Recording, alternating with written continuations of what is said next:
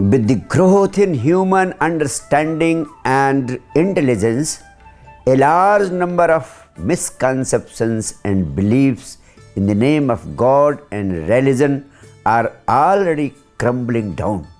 And one day, in the recent future, man's consciousness is bound to take a quantum leap.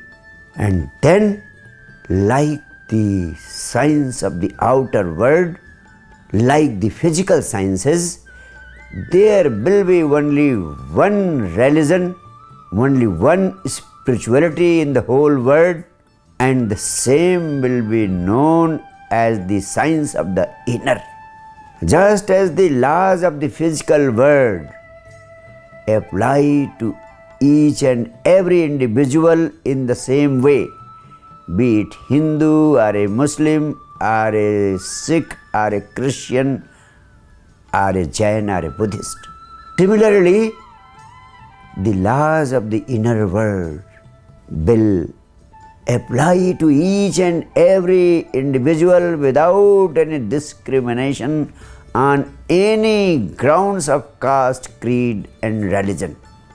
That day is not far off, and that will be the most valuable period in the history of the development of human consciousness. No doubt, at this stage of development, all the old religions of the past, like Hinduism, Jainism, Buddhism, Christianity, Islam, Judaism, and several others, will disappear from the whole world. And the science of the inner will be accepted by each and every individual on this earth, just as the laws of the physical world have been accepted by each and every individual on this earth belonging to any caste, creed or religion.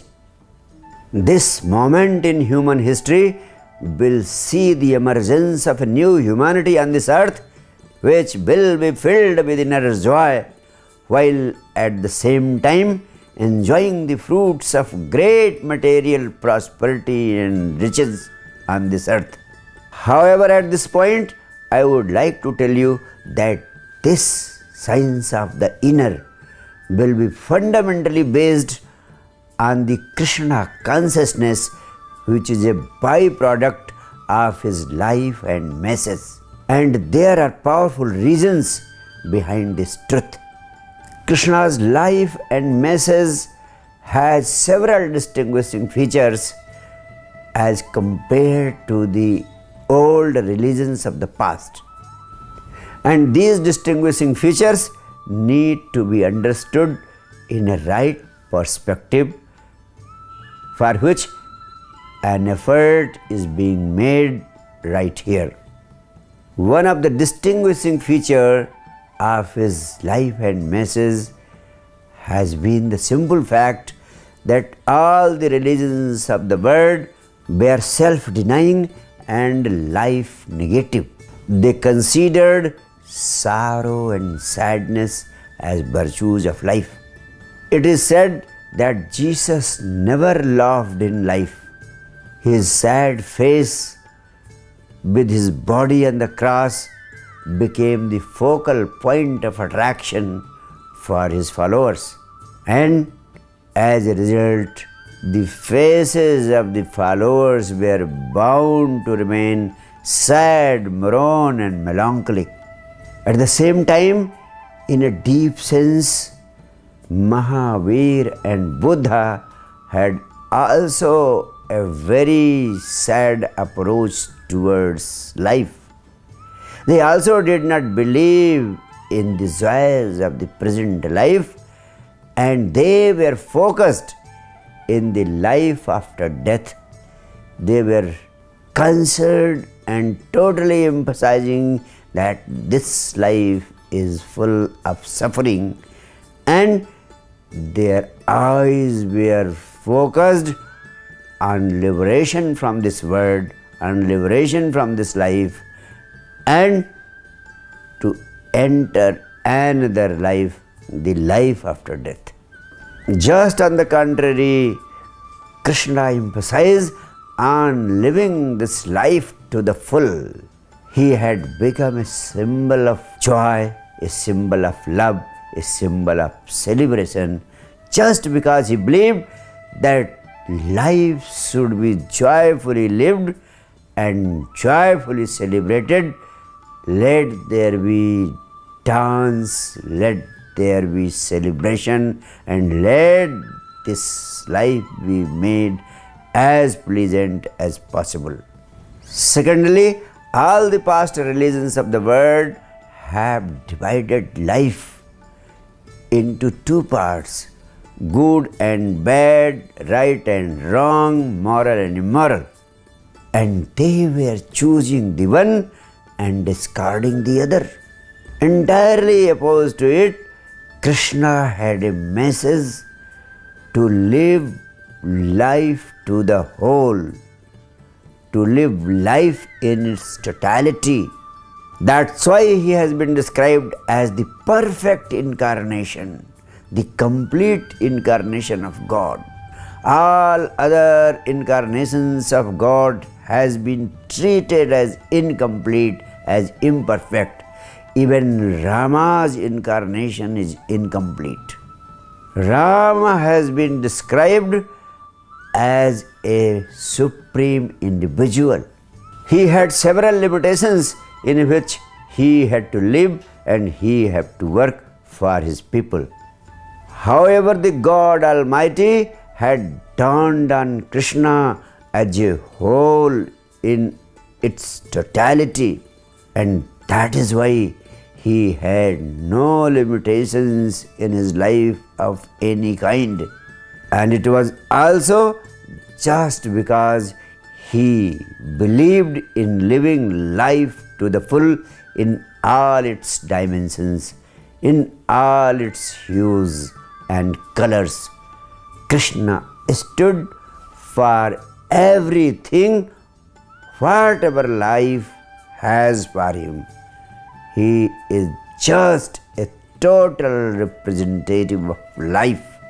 For him, life is God and life is everything, and life in fullness as a whole in its totality.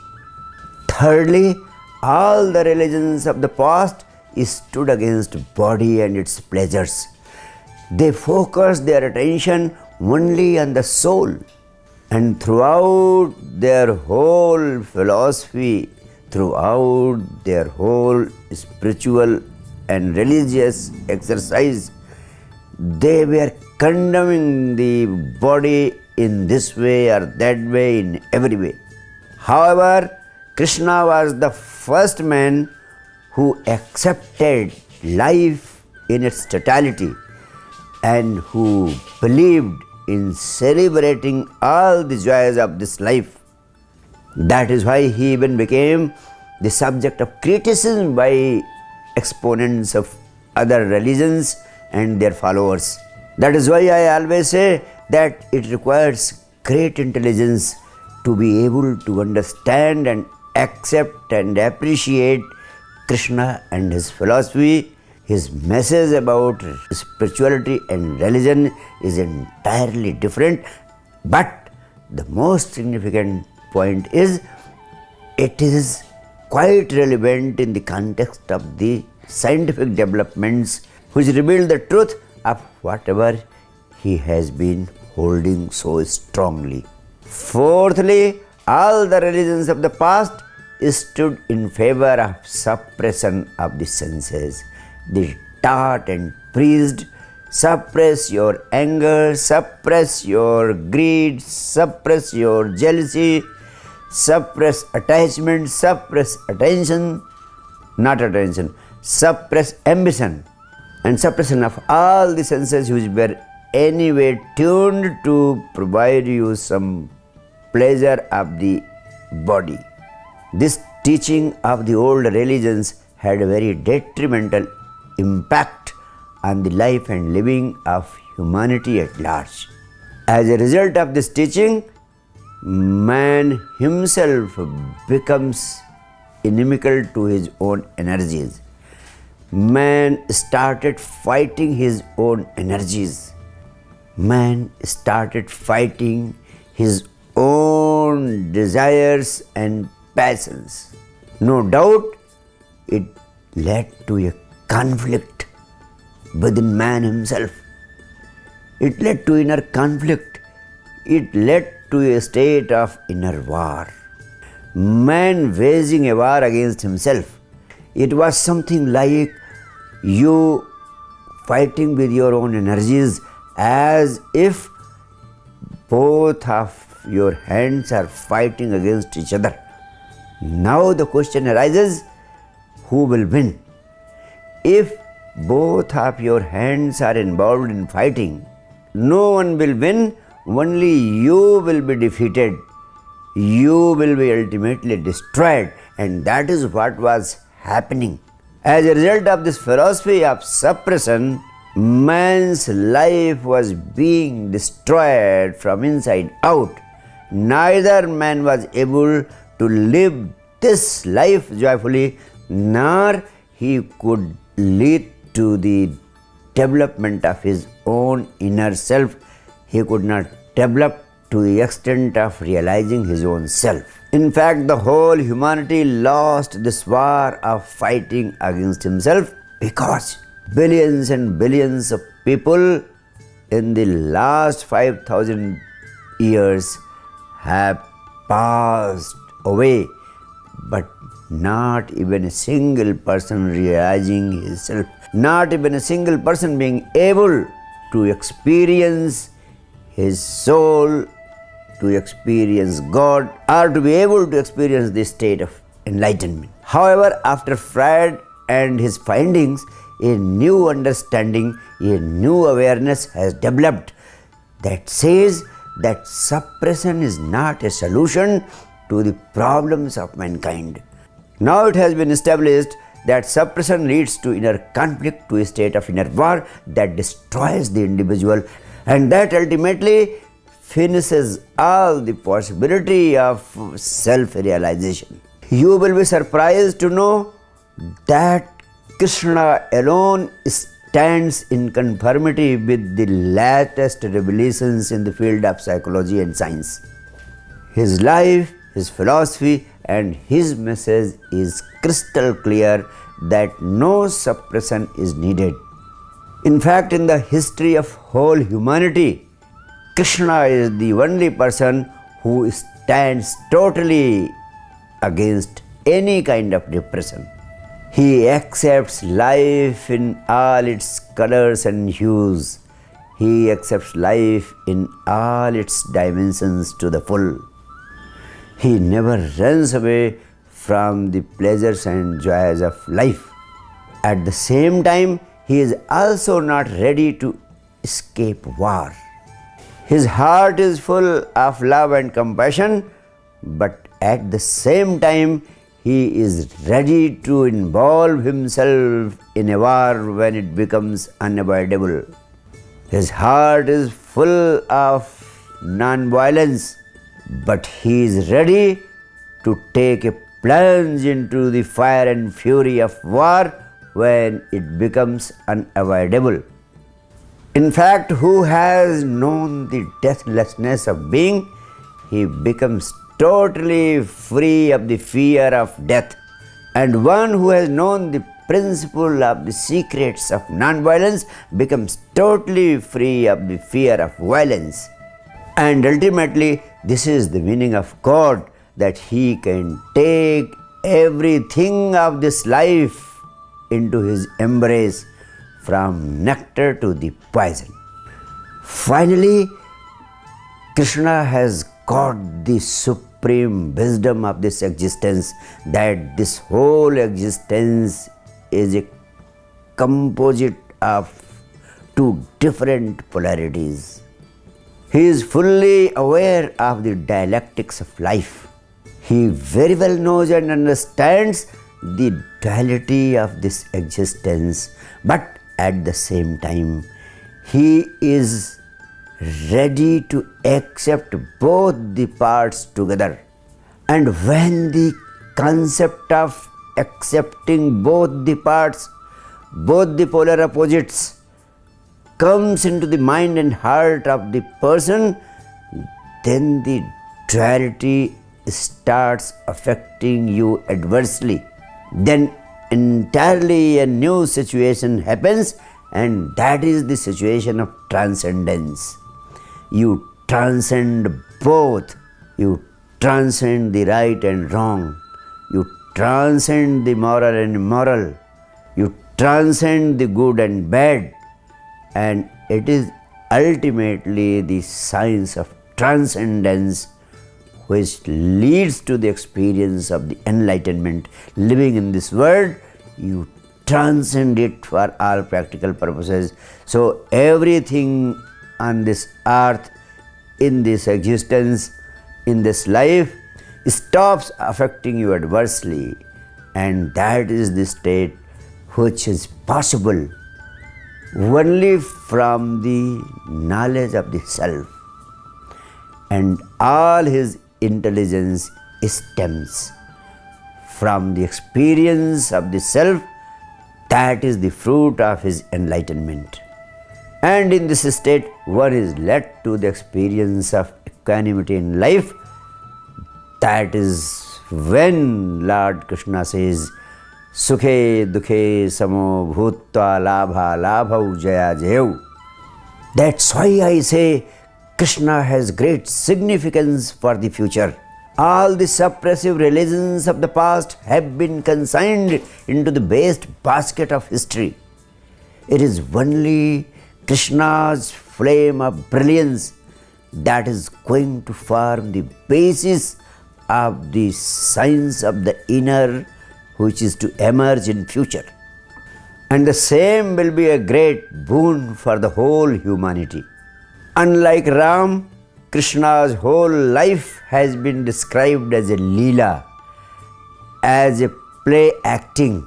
This simply signifies the most important factor of life, and that is what Shakespeare has called long ago.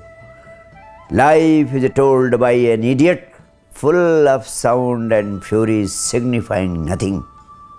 Ram had been taking his whole life very seriously. That is why he had a large number of rules of conduct for his life to be obeyed. He had to follow each and every act his life under the limitations of the parameters established by the society. And that is why he has been described as Purushottama, the supreme man. And for being the supreme man, the best among men, some criteria is needed, and that is the criteria of right and wrong, the criteria of good and bad, the criteria of moral and immoral. Whereas Krishna has transcended all such mundane considerations of life, and he stands beyond this duality. This is some experience which can be understood only after you have realized yourself, only after you have achieved the state of enlightenment. The right and true spirituality leads to the experience of the immortality of the soul. And in such experience, violence and non-violence both become meaningless. They come to stand on the same pedestal, because if something cannot be destroyed, if something is undestroyable, if something is indestructible, then violence and non-violence have got only a meaning for those who are in delusion. And then even killing in the war, killing in the battlefield becomes a play action, just a Leela. The philosophy and wisdom of totality, the wisdom of wholeness of life, has started gaining universal acceptance. And this has started gaining acceptance in view of the new truths which have been discovered in the recent past. And this is to our utter surprise that this knowledge of the totality of this existence and the wisdom of transcending the duality had dawned on Krishna just 5,000 years ago. This is something which we could be able to understand just in the very recent past, and so our concept about spirituality and religion has become bound to undergo great transformation, and ultimately it is the Krishna consciousness which has got to prevail in times to come. For example, it is after the scientific discoveries in the recent past that we have been able to understand that body and soul are not two separate entities. Both are parts of the same pole. The invisible part of the body is soul, and the visible part of the soul is body. Similarly, we have been able to understand that God and this world are not two separate things. This world is nothing but the manifestation of this single energy that we call God. In a moment of dissolution, through this process of dissolution, this world becomes God. This single energy, the only one energy which has been termed as God, manifests itself into this whole world. So the existence and God are not two separate things, not two separate entities. They are just the expression of the same. In fact, nature is manifest God and God is manifest nature, and that is the meaning of Advait. You cannot understand Krishna without understanding this concept of non-dualism, the concept of Advait.